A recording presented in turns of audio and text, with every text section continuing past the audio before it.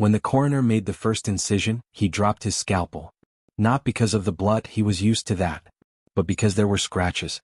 Dozens of them. Not on the surface of the skin. Inside it. Caleb Miller's life, by most accounts, had been unremarkable, quiet, solitary, but stable. He worked remotely as a systems analyst, rarely left his apartment except for groceries, and had a small circle of online friends who knew him more by his avatar than his voice. So when Caleb began acting strange, it was subtle enough that no one noticed at first. A missed message here, a strange status there. But within the span of a week, everything unraveled. It started with the itching. Caleb messaged a friend on Monday evening saying he couldn't sleep. "Feels like something's crawling inside me," he wrote. Not like bugs. Deeper. Like, under the skin.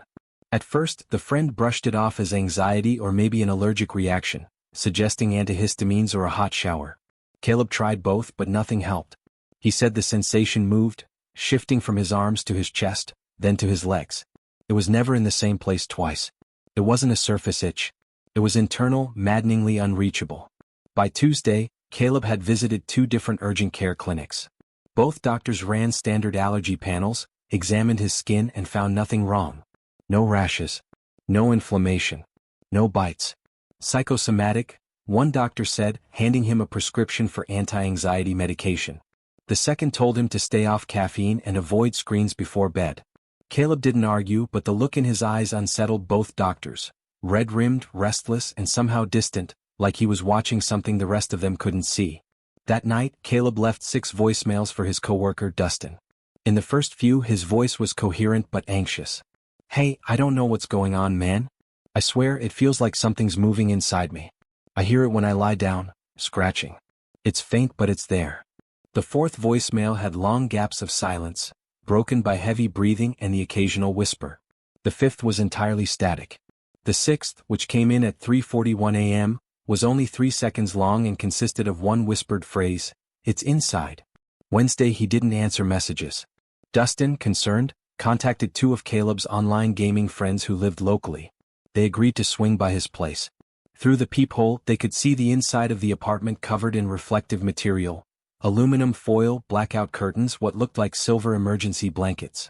Caleb opened the door a crack but didn't let them in. His face was gaunt, his arms covered in red blotches, though there were no actual wounds. He insisted he was fine, just tired, and asked them to leave. But what they remembered most was his eyes, glassy, darting, always flicking toward some invisible movement over their shoulders.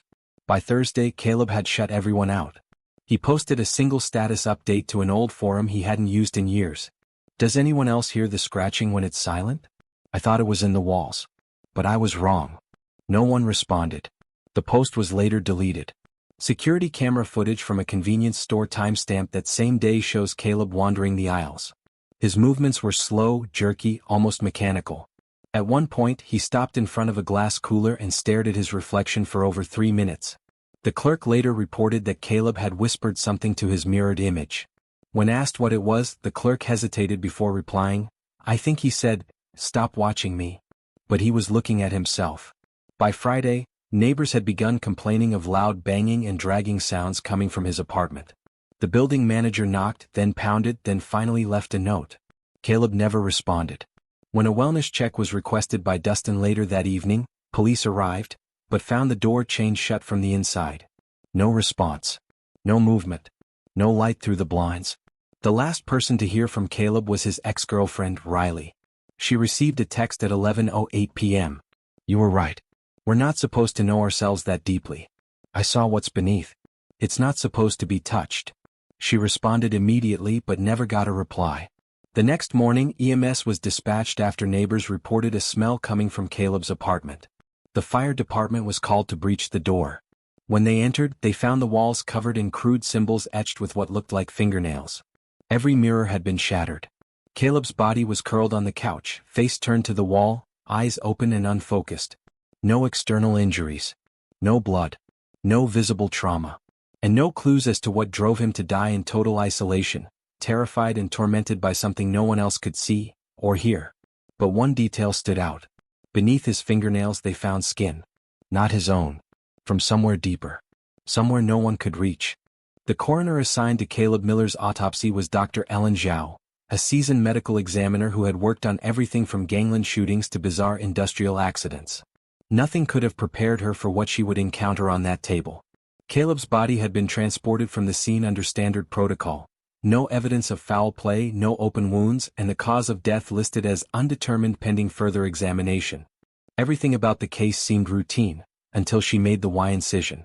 As her scalpel touched the skin and parted the dermal layers, Dr. Zhao froze. Her gloved hand trembled. She leaned in closer, eyes narrowing in disbelief. Beneath the surface, under the dermis, something was wrong, terribly wrong. The subcutaneous tissue was riddled with what looked like scratches, not surgical incisions or internal bruising but long, jagged tears. They followed no pattern, no anatomical logic. It was as if something had been clawing its way outward from beneath the skin. She stepped back from the table and checked the report again. There had been no trauma, none visible externally. And yet here it was, just below the surface. Layers of skin scored with overlapping grooves, some as deep as muscle. Some of the scratches had even healed partially, indicating they hadn't all occurred at once. They had built up over time from the inside out. No tool could have caused this without piercing the skin. There was no blood. No infection. Just silent, inexplicable destruction. She called in 2 assistants and a forensic photographer. The room grew tense as the autopsy proceeded. The marks were everywhere. Chest, abdomen, arms, thighs, even across the back where no human being could reasonably reach. And then came the discovery that would leave Dr. Zhao rattled for weeks. The inside of his eyelids were scratched too. Delicate tissues ravaged from within. No external damage. No broken skin. Just the evidence left behind, as though Caleb's very flesh had been trying to escape itself. The internal organs appeared mostly intact, but the nerves attached to the dermal layers had deteriorated. Several had signs of necrosis, as if something had overloaded them repeatedly. The inner walls of the chest cavity bore hairline fissures, abrasions too faint to be accidental. It wasn't just scratching anymore, it was as if something within Caleb had been fighting against containment. Samples were taken and sent to the lab for tissue analysis. When the results came back, they made even less sense. Caleb's epidermal layers had reversed orientation in certain areas. The outermost skin cells, those meant to face the world, were found on the inside of his body, tucked between muscle and sinew. Impossible, the lab tech said. But it was there in black and white. His body had rearranged itself as if attempting to shed its own identity. One researcher compared it to a snake trying to molt, except from the inside. Even stranger was the pattern discovered in the abrasions themselves. When enhanced under digital imaging, the scratches weren't random. They formed loose shapes, spirals, arcs, and repeated loops. Dr. Zhao had the shapes converted into a neural map overlay out of sheer curiosity. What appeared stunned her. The pattern bore a faint resemblance to human brainwave activity. It was like his skin had been imprinting his thoughts, chaotic, repetitive, and accelerating toward something, then carving them into flesh from within. During the documentation process, something inexplicable occurred. The surveillance camera mounted in the autopsy suite, which runs continuously for legal and procedural reasons, glitched. Not a power outage, not a system failure. Just a clean, 7-minute blackout in the digital recording, beginning precisely as the team began examining Caleb's upper spine. When the footage resumed, the team was visibly shaken, though none of them remembered anything unusual occurring. Dr. Zhao, reviewing the live notes, realized no one had recorded anything during that span. No comments. No photos. No observations. That evening, one of the assistants resigned without warning. She left behind her ID and a single note, written in shaking handwriting. It didn't want to be found. Dr. Zhao reported her findings in the official report, albeit cautiously. She documented the dermal scratches as unusual subcutaneous abrasions of unknown origin. Her supervisor urged her to remove certain details, specifically the references to symmetrical scratch patterns and dermal inversion. No need to sensationalize, he said. Keep it clean. But she didn't. She submitted her version, and 2 days later her report was sealed under directive from higher up. No further communication was provided. Soon after, someone from the Department of Defense made contact. They asked no questions but made a single request. Any biological samples, photos, or documentation regarding case M437 were to be turned over immediately. When Dr. Zhao asked for clarification, the caller replied, "You were never supposed to see that. Forget him." She never did. And somewhere in the cold, silent archive of sealed autopsies, a man's body lies marked by evidence of something no one can explain, scratches buried deep in the flesh, not caused by hands or blades but by something more intimate. Something that lived, and screamed, within. Ask ChatGPT. Caleb Miller's death was initially listed as inconclusive, the kind of case that would quietly disappear into the backlog of unsolved oddities, until a handful of people close to the case began asking questions. That curiosity was met not with answers but with silence. Within a week of the autopsy, access to the case file was restricted. The hospital's internal network flagged any attempt to open Caleb's report as confidential, restricted clearance. Even Dr. Ellen Zhao, who performed the autopsy, found her access revoked. When she pressed the matter, she received a vague warning: "It's above your level. Drop it." But not everyone dropped it. A former medical tech who had assisted Zhao quietly leaked a photo of the internal abrasions to an underground forum known for cataloging anomalous deaths. Within hours, the post was removed and the user's account deleted. But a few researchers had already saved the image. What they found was chilling. Using a digital overlay and pattern analysis, one observer pointed out that the internal scratches, dozens of them running in spirals and jagged arcs, shared strange symmetry with recorded EEG readings. Specifically, the patterns mirrored a brain reacting to prolonged isolation and trauma. In other words, it looked like his thoughts were trying to claw their way out. The deeper others dug, the stranger it became. Caleb, as it turned out, had been part of a neurological sleep study 2 years prior, listed under a now-defunct research program known as Project Somni. The lab, funded by a private tech firm with indirect ties to military contracts, claimed to be studying the brain's behavior in lucid dreaming. But FOIA requests revealed the truth. The study involved a controversial method known as neural echo mapping, a process that used microcurrent stimulation to record residual thought patterns even after sleep. It was experimental and highly classified. Caleb had been one of the final subjects. He was monitored over a 12-day period, placed into chemically induced sleep states where the brain would be encouraged to loop thoughts and project dreams into controlled visualization fields. Notes from the experiment revealed increasing distress. On day 4, he began reporting sensations of being watched from the inside. On day 6, he mentioned hearing scratching behind his eyes. By day 10, he refused to sleep at all. The final entry, scrawled by hand in the margins of his file, read, "He keeps saying the dream wants out." The lab shut down a month later. No explanation.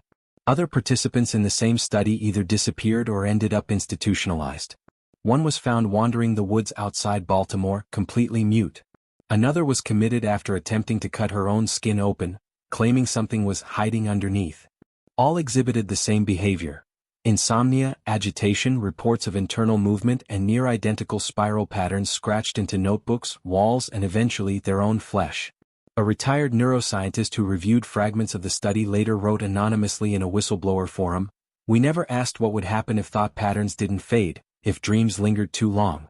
Consciousness isn't meant to be looped. It changes. It resists being caged." Despite growing interest, the case began to collapse under pressure. Journalists who inquired about Project Somni found themselves blocked by automated email responses. The parent company dissolved within weeks. One reporter, who published a piece titled, "The Man Who Dreamed Too Deeply," was later found unconscious in her apartment. No signs of trauma, no evidence of drugs.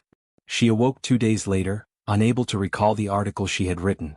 The final nail in the coffin came when an anonymous user posted a data dump on the dark web: fragments of lab footage, audio logs from Caleb's sessions, and a single corrupted video file labeled "Outward." The clip, lasting no more than 22 seconds, showed a static-filled feed of Caleb in a hospital bed. His body twitches slightly. Then he sits upright with unnatural stiffness and stares directly at the camera. His mouth opens. No sound comes out, but the final frame before the video glitches out shows a blood-red scratch forming slowly on his inner forearm, without contact, as if being etched from beneath the skin. No one knows where the video originated. Most who tried to trace it back found dead ends. Some claimed their machines began acting erratically after downloading the file. Others said they heard faint scratching through their speakers when the volume was off. Paranoia took hold of those who kept digging. Many simply stopped.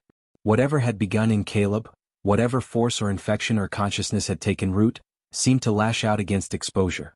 The official investigation into Caleb Miller's death was quietly closed. Cause of death: self-inflicted psychogenic trauma. No follow-up. No accountability. But for those who knew what really happened, the story never ended. They say some minds are too open, some dreams too deep. And that in certain moments when silence surrounds you and sleep begins to pull you under, you can still hear it. A faint scratching. From inside.